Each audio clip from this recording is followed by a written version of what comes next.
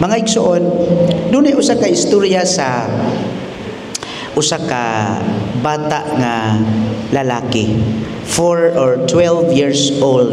Sa dihang gikan iyang amahan sa trabaho, gikapoy kaayo.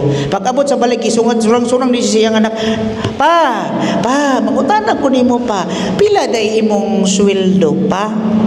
Matag adlaw. Pila sweldo nimo matag oras? Ingon nimo iyang papapahawa diha, gikapoy ko. Ayaw kong samok-samok ka. Gigutom ko, walay bakaw diha. Yaw-yaw ang amahan. Kaya ang asawa, tuan, anong balay sa silingan. Ayay, delikado. Sapot. Pagingon sa anak, sige na, good pa. Pila day ang imuhang inuras? Siya, wa magani kabalo ang imong mama, ikaw mangutana na hinuon ka.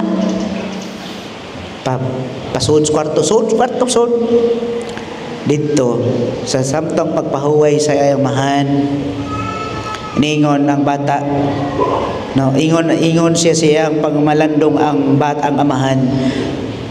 Bitaw, no, unsa kay tuyo atong dodong na konsensya magko. Iyang giatos kwarto. Pagkato sa kwarto, dong, dali ko sa to imong gipangutana. Siya ay nangutana, alam ko nimo pila pud imong sweldo, imong oras, pila ang imong oras. Siya nga, ay nganong nangutana ka manggod, 500 agud akong oras.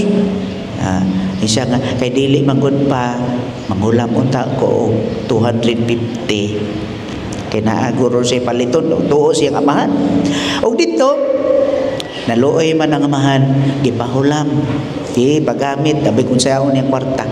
Lipay kayo ang bata, nagdagan, og niato siyang kwarto, gikuot ang kwarta niya, ilawom dito sa unlan. Pagkuot niya, naaman siya laing 250. Giihap niya, pila na tanan? 500 na.